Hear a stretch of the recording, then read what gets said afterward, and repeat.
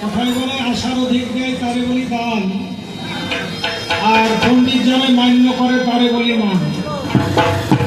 দরিদ্র দুর্বল দয়া তারে বলি পুণ্য, সনমে বিকৃত হয় তারে বলি ধন্য। ব্যাধির রাখে না শেষ তারে বলে ওষুধি, সব জায়গায় বিরাজ করে তারে বলি বিধি। আখের ভেবে কর্ম করে তারে বলি ধীর, আর বাহুবলে যুদ্ধ করে তারে বলি বীর। দোষের কাছে নষ্ট হয় না তারে বলি ভাষা, আর অন্তরেতে ভালোবাসা সেটা হচ্ছে আসল ভালোবাসা। তো পুরুষের কাছে সেই আসল ভালোবাসা কি আছে? নাই। যাক, পুরুষের কাছে যা শুনছেন, পুরুষ বলছে নারীর কোনো বাড়ি নাই, কারণ এটা হচ্ছে শ্বশুর বাড়ি, ওটা হচ্ছে বাবার বাড়ি। আচ্ছা, পুরুষ তোমাকে জিজ্ঞাসা করি, তুমি যদি শ্বশুর বাড়ি যাও, নিজের বাড়িতে থাকো, তো সেটাকে কি বলে? তুমি ওটা বাবার বাড়ি, এটা তাই বলে। তোমাকে যদি শ্বশুর বাড়িকে জিজ্ঞাসা করা যায়, কি বলো? ওটা ভগ্নিপতির বাড়ি বলো না শ্বশুর বাড়ি বলো? এটা সমানে সমানে আছে না, তলাতে হাত দিয়ে দেখেনি। ব্যাপারটা কেমন হলো জানেন? গরিবের মুরগিকে রহিম মেরে দিয়েছে, লালবাগে কেস হয়ে গিয়েছে।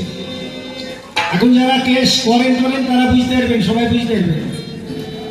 টিকটিকির উপর দাঁড়িয়েছে, হাকিম জিজ্ঞাসা করছে যে তোমার মুরগটা কত বড়? তো টিকটিকির উপর একেটা উঠে তারপর বলছে হুজুর মুরগ এত বড়।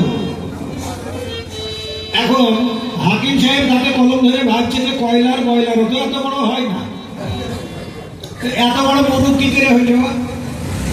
পরে কোনো হঠাৎ স্মরণ হয়েছে যে এত বড় তো মুরগ হয় না। তো তলাতে হাত দিয়ে টেনেছে, হুজুর এত বড় মুরগ। মানে তলাতে হাত দিতে মনে ছিল না, বুঝতে পারলেন? এই আমার পুরুষের অবস্থাটা ঠিক তেমনি হয়েছে। আমাদেরকে একে বলছে এরা দিনকে মোহিনী, রাতকে বাঘিনী, লোলুপে লোলুপে রক্ত চুষে, তবুও ওদের মতন বোকা পুরুষেরা ঘরে ঘরে একটা করে আমাদেরকে পুষে। উপায় না, আমি না থাকলে মাথা খারাপ হয়ে যাবে পুরুষে। কারণ পুরুষ যখন ঘরমান্ত গায়ে বাড়িতে আসে, মাঠঘাটে ক্ষেত খামারে কাজ করে, তখন আমি যখন তার ফাটা পায়ে একটু তেল মাখিয়ে দিই, তখন সঙ্গে সঙ্গে রাত তার দূরীভূত হয়ে যায়। এটা নারীর হচ্ছে কাজ। তা আমার যা আছে তা পুরুষ তোমার নাই, দেশটাকে ধ্বংস করার মূলে তোমরা। এ বলছে সব শেষ করে দিল নারীতে। কি করলো না, নারীতে 3 ভাইয়ের সংসার কাঠটাকে ভেঙে দিল। এই নারীর দোষে ভাঙলো, তোমার মাথা ভাঙলো। নারী শুধু ঘরটাকে ভাঙলো, তোমরা বিশ্বটাকে ভাঙলে। গলায় হাত দাওনি। সেদিন রব খেলতো হিন্দু के लिए हिंदुस्तान हो जाए, मुस्लिम के लिए पाकिस्तान हो जाए। पंजाब বলেছিল हमारा देश के खालिस्तान बनाए देगा। ভারতবর্ষের প্রধানমন্ত্রী শ্রীমতী ইন্দিরা গান্ধী মাথা তুলে বলেছিল কাভি নেই, দেশ ভাগ হতে দেব না। সেই কারণে শতবন্ত সিং আর বিয়ন্ত সিং গুলির আঘাতে ভারতবর্ষের প্রধানমন্ত্রীকে ঝাঁঝরা করে দিয়েছিল। ইতিহাসের পাতাতে আজও লেখা রয়েছে। পুরুষ, এটা কি তুমি লক্ষ্য করনি? আর হল দেশ, একদিকে জওহরলাল, একদিকে জিন্না সাহেব, দুই ধারে টানাটানি করতে করতে এক মায়ের বুকে ছুরি মেরে দেশটাকে তোমরা বিখণ্ডিত করেছ, 2 ভাগে তোমরা ভাগ করে দিয়েছ। এই কথা কি তোমার মনে নাই? তাহলে আমরা বাড়ি ভেঙেছি, ছোটখাটো জায়গা ভেঙেছি, তোমরা বড় বড় দেশকে ভেঙেছ, তোমরা বড় বড় অট্টালিকা ভেঙেছ, বোম বানিয়েছ, পিস্তল বানিয়েছ। ক্যালিফোর্নিয়া বিশ্ববিদ্যালয়ের অধ্যাপক, যার নাম হচ্ছে জে.আর. ওপেনহাইমার, যিনি পারমাণবিক বোমা তৈরি করে জাপানের নাগাসাকি, হিরোশিমাতে ফেলে এক জায়গায় লক্ষ মানুষ, এক জায়গায় 70,000 মানুষ, 1.5 লক্ষ আর 70,000 মানুষ মারা গেছে। লক্ষ লক্ষ মানুষ বিকলঙ্গ হয়ে এখন জন্মাচ্ছে। তোমরা করলে একটা কি দেশ না? ভারতবর্ষে পারমাণবিক বোমা তৈরি করল কে? এপিজে আব্দুল কালাম।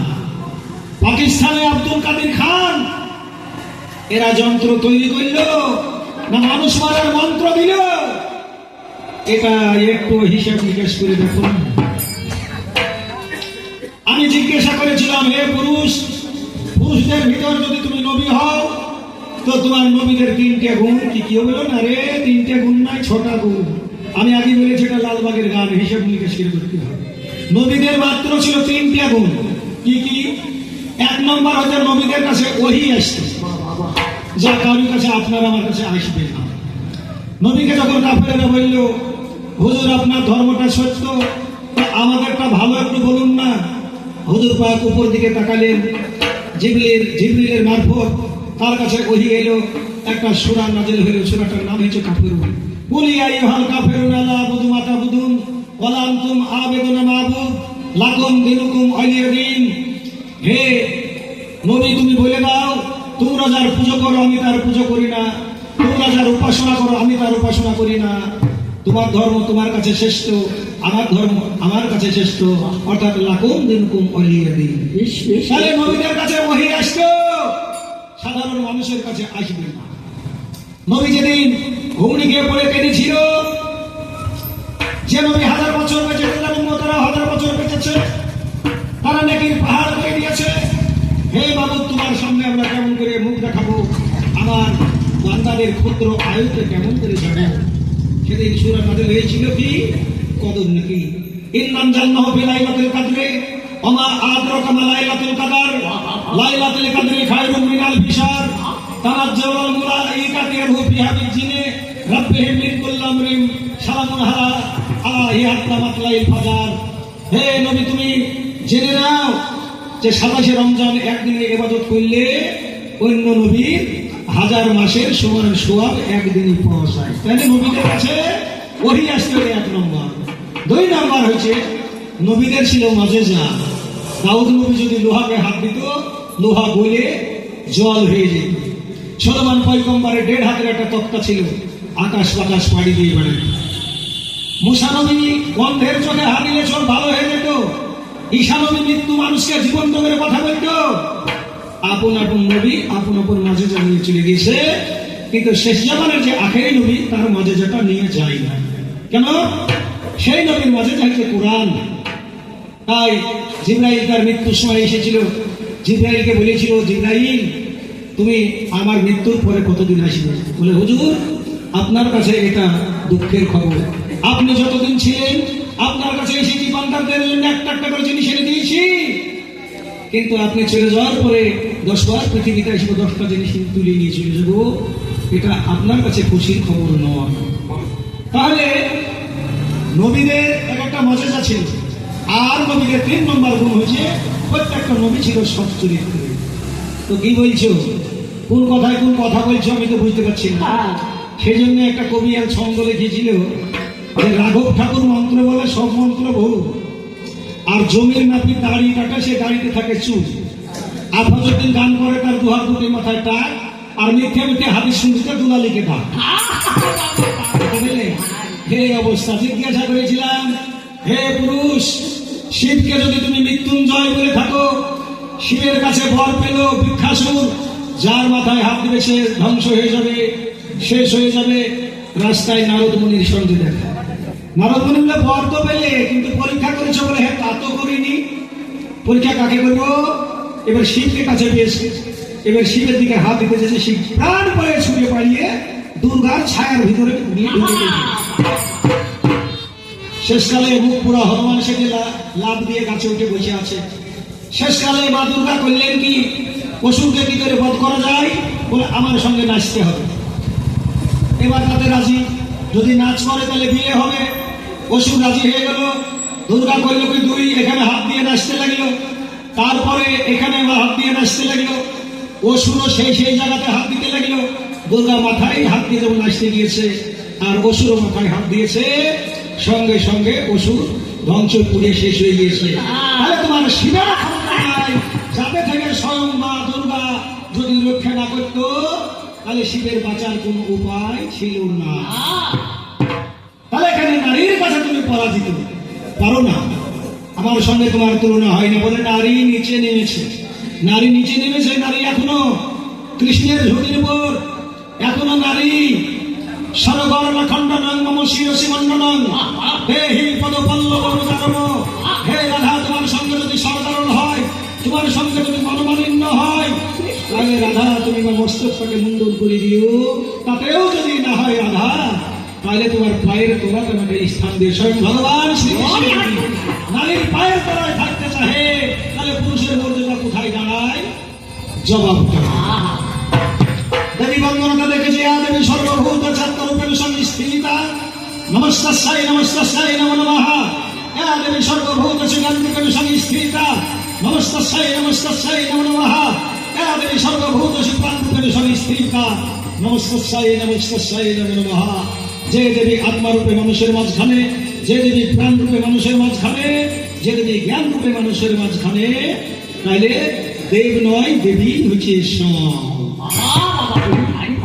তাহলে এইদিকে যদি ইসলামে দেখতে যাই, মা ফাতেমার চাদর হাসরের ময়দানে বান্দা যেদিন গড়াইয়া ফিরবে, সেই দিন মা ফাতেমার চাদর খানকে কান্ডারি দেওয়া হবে।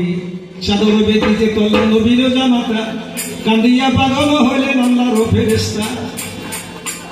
ফাতেমার পবিত্র চাদর বাজারে বেচিবে, কোন পাপী দুরাচারে অসম্মান করিবে।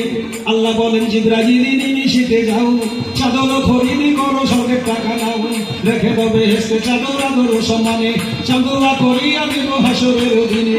সূর্যের তাপেতে যেদিন পোষা নিচু হবে, দোষের উমর দেশে আবার ছায়াতে বসিবে। তাহলে নবীর পাগড়া বিছিয়ে দিত হয়তো 313টা নবী এসেছে, কই পারোনি, হবে না। তাহলে নারীর কাছে তোমার পাওয়ার থাকবে না। এইবার শুনলেন কথাটা আমার একটু ছুটিয়ে গিয়েছিল। কৃষক ভালো করে চাষ দেখ না কেন, ছিললে তো দুটো ঘাস থাকে না, কি হয়েছে হয় এরকম। আদমের শুক্র নিয়ে একটা শিশিতে রাখলো, হাওয়ার রজ রাখলো, আদমের শীষ পয়গম্বর তৈরি হইল, আর হাওয়ারটা থেকে নাকি পচে গেলে নষ্ট হয়ে গেল। ওরে পাগল পুরুষ তা নয়, হাওয়ার যে রজ রেখেছিল তাতে থেকে জলতা সৃষ্টি হয়েছিল, মানে মাংসর পিণ্ড। আজও বিজ্ঞান প্রমাণ করেছে গোস্ত পোস্ত লৌহ পশম এই 4টি শর্ত হয়েছে নারীর। এই 4টির শর্ত যদি না পাই, সন্তান উৎপাদন হবে না, সন্তান প্রাণও ফিরে পাবে না। তাহলে এটা শুনে শুনে বলছে এটা তো হইল না, সেটা তো হইল না, তোমার তো হয়েছে, তোমার হইলি। আমি লালবাগে গান করে করে পুরাতন হয়ে গিয়েছি, আমার হইলেও হইল না, হইলেও না, কি বলছেন? হ্যাঁ, যাক নবী কলা সঙ্গ করি। পাঁচালীর ভাব ধরি আছেন যত ভদ্র মহোদয়, যত আছেন মুসলমানে, একবারে শ্রোতাগণ আপনারা চুপচাপ বসে থাকবেন কেন? আপনারা লাগান দেখি একবার আল্লাহ আল্লাহ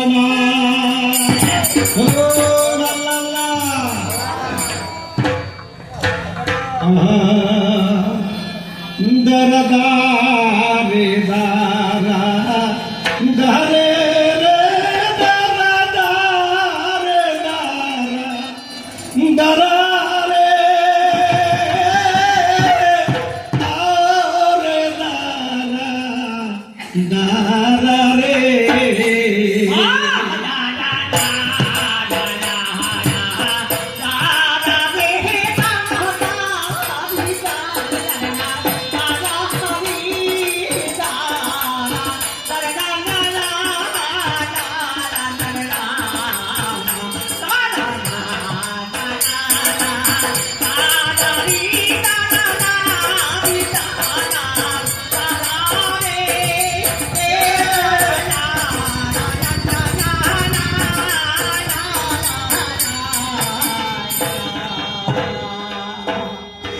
আমার পুরুষ যা বলে গেল, তাদের সব নকল নকল নিয়ে বললো, তাই নকল কথা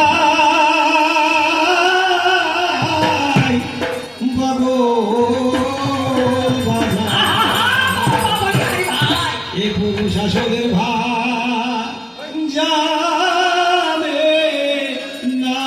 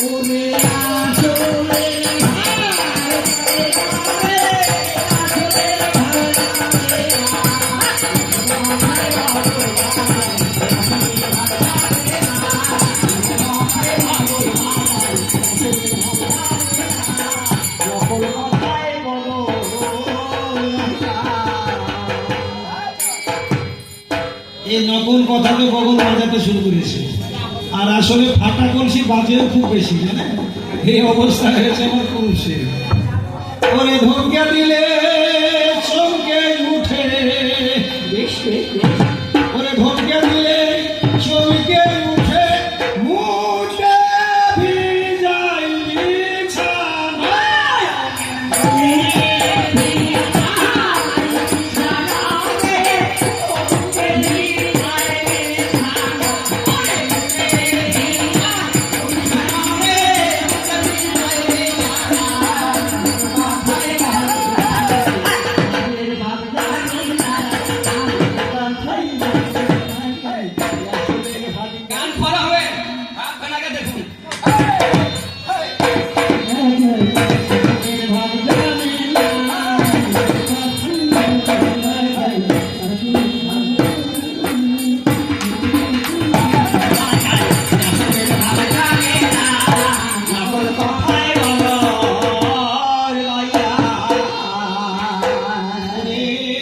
গঙ্গা জলে শ্যাওলা পানা, তাতেও জলে জানি যাবে না।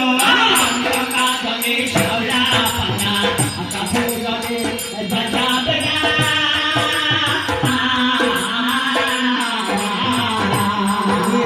গঙ্গা জলে শ্যাওলা পানা, তাতেও জলে জানি যাবে না। গঙ্গা জলে শ্যাওলা পানা, তাতেও জলে যাবে না।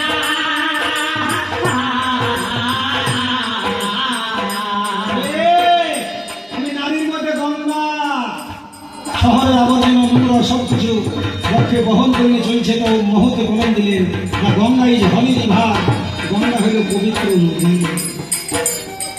আর যতই পুরুষ বাহাদুরি করো না কেন, আর অস্তিত্ব সনাতন মতে যদি গঙ্গাতে না পড়ে উদ্ধার পাবে না। পৃথিবীতে বহু তীর্থক্ষেত্র আছে, কিন্তু যত হাড় অস্থি মিশে গঙ্গাতে ফেলতে হবে এই মা গঙ্গার বুকে। নম গঙ্গা চ যমুনা চৈব গোদাবরী সরস্বতী নর্মদে সিন্ধু কাবেরী জলেস্মিন স্বামী ধীরু, এই মন্ত্রটা পাঠ করে গঙ্গা জল হাতে নিতে হয়, মা হচ্ছে শুদ্ধ। এত সহজ নয়। তাই গঙ্গা জলে শ্যাওলা পানা, তাতেও জলে জানি যাবে না। গঙ্গা জলে শ্যাওলা পানা, তাতেও জলে যাবে না।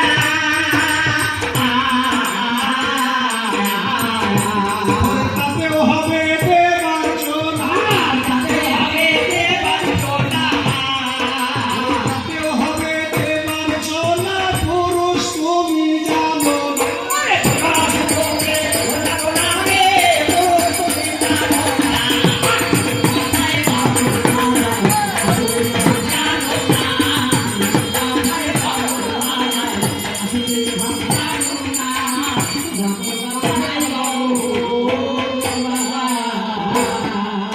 বলে বলতে বলতে পুরুষ আমার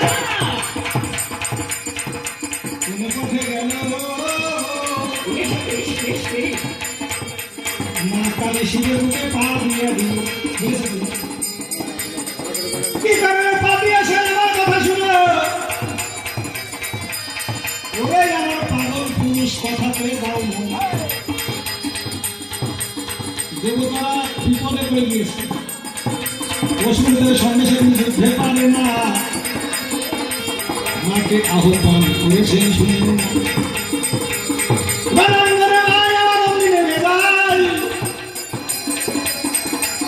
যুদ্ধ করতে মায়ের বছর কোথায় গিয়েছে আর ঠিক নাই। যুদ্ধ করতে গেলে কোথায় পোশাক আর কোথায় এসে ঠিক থাকে এত প্রাণ করতে করতে করতে আমাদের শিকার বুকে পা দিয়েছে হ্যাঁ দিয়েছে আমি বলছি শিকার করছি দিয়েছে তো ভালো করে চাপ দেয়নি ভাবিস তো ভাগ্য ভালো আর একটু চাপ যদি বেশি করে দিতে হলো তো ঢলটা খবর সেদিন বেরিয়ে আছে তো সেদিন মারা যেত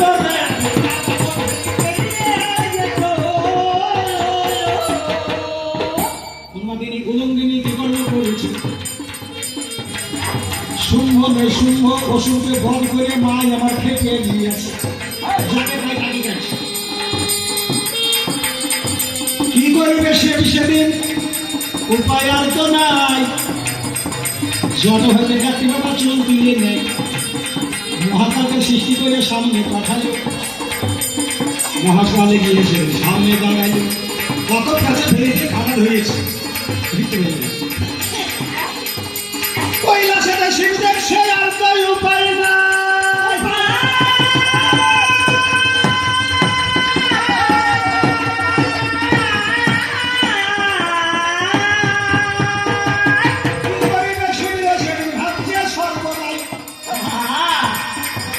সেদিন মায়া বলে ওই মহাকালের রূপে সেদিন শীতের মতন করে দিল তাই মা বলছে স্বামীকে আমি কেমনে মারিব আমি যদি না যাই হঠাৎ করে তো কাজ হয়ে গেলে তুমি কেমন দেখ এইভাবে তোর মা সেদিন দাঁড়িয়ে লেগে কি আছে কালি কই বলব ডাইনি বাবা বইয়ের লেখাই আছে এই তো গেল কথার জবাব সামনে ফাটা পায়ে যদি তেল দেওয়া যায় আরো থেকে কোনো ভাই মৌলানা চলে এলো নারীর গায়ে বলছে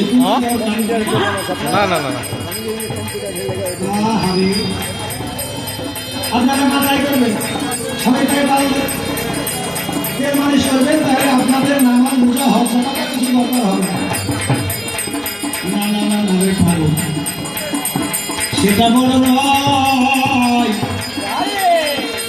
আমার নারীকে যদি সেবা না করে তাহলে পুরুষের বেহেশখানা হারাম হয়ে যাবে আবু সায়াদ নামে নবী একজন সাহাবা ছিল নবীকে ডেকে একদিন গুলিতে লাগে ও নবী সারুয়া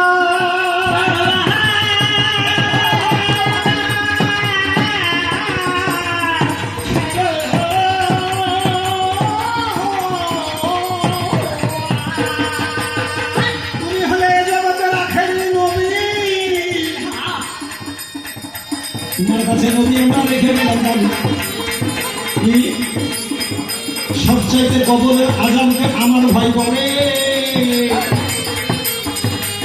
কেমন করে বাঁচবো আমি কবরের ভিতরে আমি যেদিন মারা যাব আপনার এটা হবে না অসম্ভব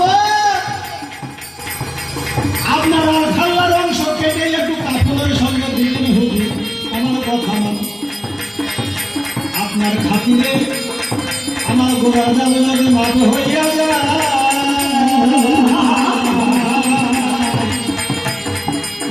নবীর কাছে আবেদন করিল নিশ্চয় আপনার খাতিরে যদি আমার গোড়াটা পর্যন্ত মাপ হয় আবু সায়াদ যেদিন মারা গেল নবী আল খাল্লার অংশ কেটে নিল ওর কাপড়ের সঙ্গে দিয়ে মাটি দিয়ে দিল মন্দির নকিরের দুই ফেরেশতা কবরে ঢুকতে পারে না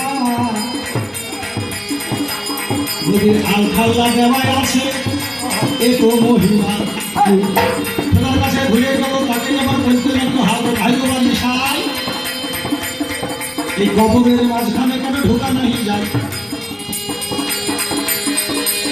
আল্লাহ বলছে ফেরেশতা এই কবরে যেও না আমার নবী আলখাল্লা দিয়েছে সেখানে নবীকে অপমান করো না আলখাল্লা দিয়েছে নবীকে অপমান করা হবে খবরটা কবর দিন কতদিনে ফিরেছে ফিরে এলো কিন্তু কবরের তো ধারের মাটি কিন্তু পিছন করার জন্য ছুটে যাই ভালো কবরে দুধারে মাটি আবু সাহেবকে পিছনে করার জন্য ছুটে যায়। হুজুর পাক কয়েক কদম যাওয়ার পরে জানতে পারিল আবু সাহেবের কবরে বাবা অমনি ছুটে গেল। কবুল হয়ে পড়ে যায়, মাটিকে বসে ধরে নেয়। কবরের মাটি রে এমন ভাবে আর ছুটে যাবি না। আবু সাহেব কিন্তু সহ্য করতে পারবে না। সাহাবীগণ দৌড়ে এসে জিজ্ঞাসা করে, ভাই সবাই আমার দোজাহানের নবী কবরের উপরে শুতে কিন্তু আপনাকে কোনোদিন দেখি নাই। কবরের উপর শুতে তো আপনাকে কোনোদিন দেখি নাই। কবরের উপরে আপনি শুয়ে পড়লেন, দুধারের মাটিকে আপনি বসে ধরলেন। বলছে কবরের মাটি রে কবরের আজাবকে আমার আবু সাহেব ভয় করেছিল। এর পরও তাকে ভীষণ করিস না, সহ্য করতে পারবে না। সাহাবীগণ জিজ্ঞাসা করে, হুজুর আবু সাহেব কি তাইলে ওলি ছিল না, বুজুর্গ ছিল না? সে কি নামাজ পড়তো না, রোজা করতো না? হুজুর পাক বললেন, নামাজ পড়তো, রোজা করতো, হজ করেছে, সবই করেছে ভাই। ওর স্ত্রীর সঙ্গে ভালো দেখো ব্যবহার করে না, তাই কবরের মাটি তারে ছাইছে না রে। ওই নারীকে অপমান আর করো না।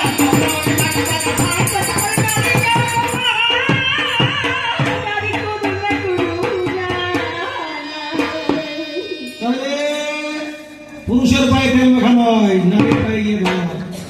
এবাদত যদি করবি, এবাদত যদি খাতি করার চেষ্টা করবি, নারীর পায়ে ধরতে হবে। আয়েশা সিদ্দিকা হুজুর পাককে জড়িয়ে ধরেছিস।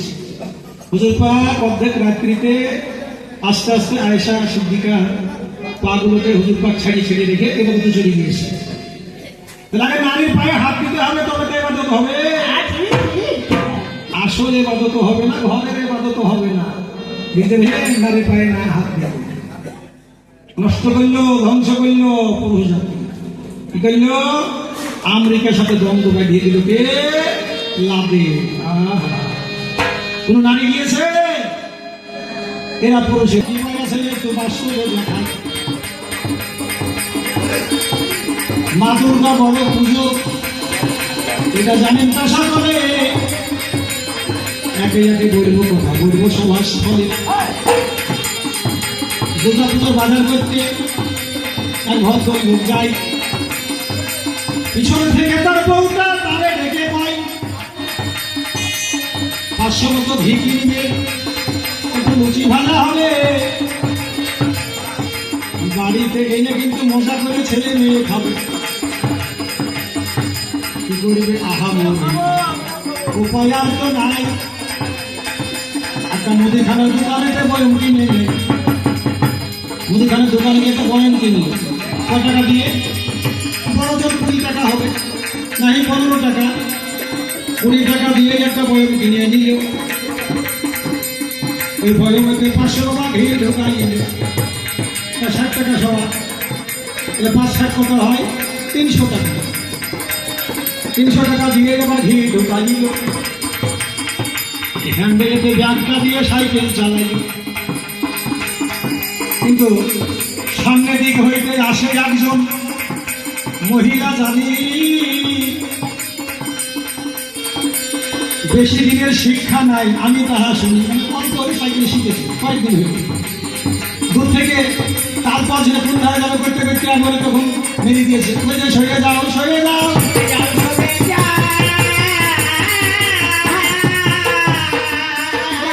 সেদিন তার মারিল,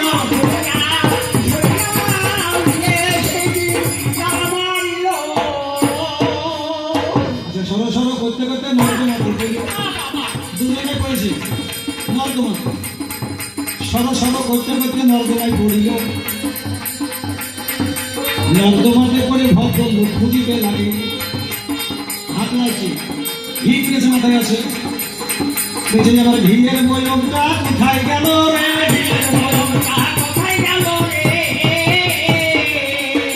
ঘিয়ের